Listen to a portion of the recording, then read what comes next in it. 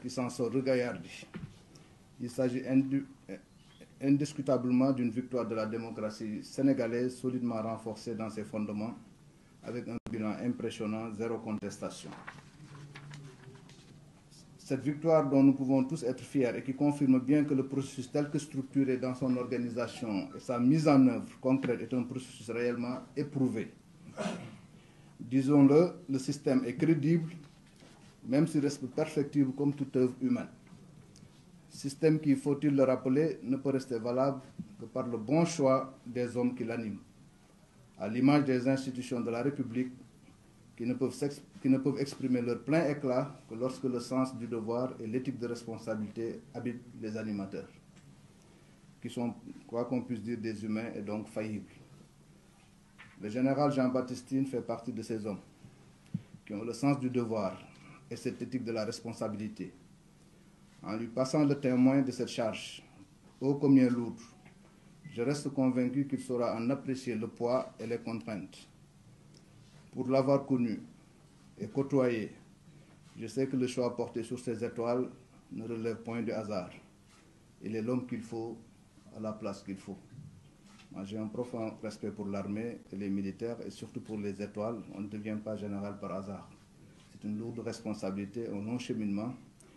Le premier général que j'ai aperçu de ma vie, c'était Idrissa Seck. J'étais jugé sur un arbre pour essayer juste de l'apercevoir. J'étais en 6e au Prytanée militaire de Saint-Louis.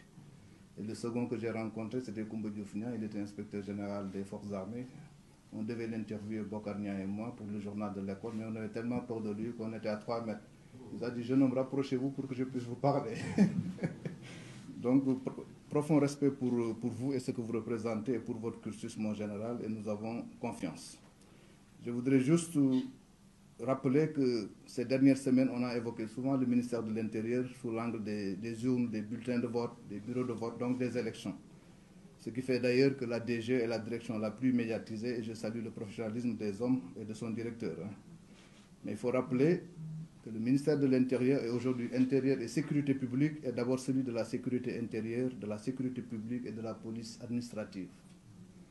Ces aspects fondamentaux, mon général, qui permettent de prendre en charge la sécurité et la protection des personnes et des biens, ne vous sont pas inconnus, vous l'ancien haut commandant de la gendarmerie, directeur de la justice militaire.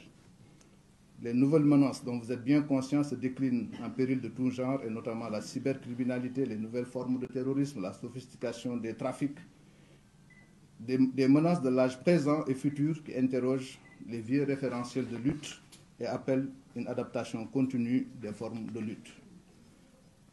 Le ministère de l'Intérieur, monsieur le ministre, est aussi celui de la protection civile, avec une direction dédiée et avec la Brigade nationale des sapeurs-pompiers, dont la devise résume toute la noblesse de la mission, sauver ou périr.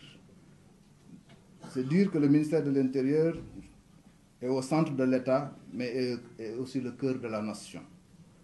L'administration territoriale, sous votre commandement, est un des cordons plus éloignés du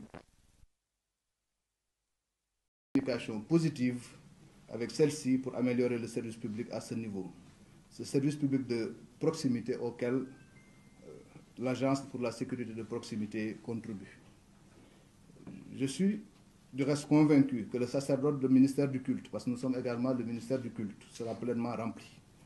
Vous qui êtes imbu des questions religieuses, je vous connais un tout petit peu. On ne connaît jamais assez un homme de votre dimension. Je connais votre inclinaison plutôt personnelle, que ceux qui vous connaissent aussi pourront confirmer. Je connais votre curiosité et intérêt pour les questions religieuses.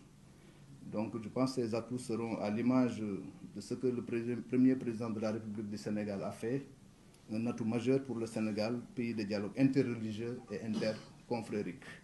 C'est ça le Sénégal, nous sommes 95% de musulmans, nous avons eu un premier président qui a passé 20 ans à la tête de l'État, il était chrétien, donc de la minorité.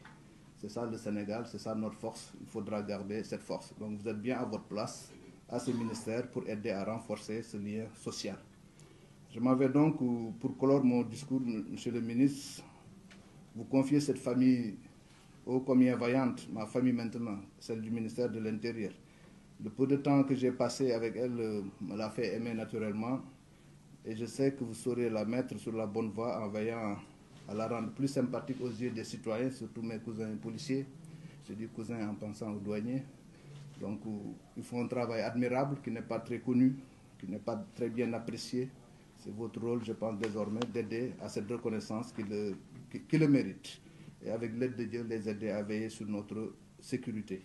En tout cas, vous pouvez trouver auprès de moi toujours une oreille attentive pour apporter une modeste contribution et vous aider à remplir cette tâche délicate que le président de la République vient de vous confier. Que Dieu bénisse le Sénégal. Donc, pour nous paraît, nous m'avons dit wolof, nous tenons ko ci 2 minutes rek ci wolof, comme ça presse bi yóbbaale ko benn yoon.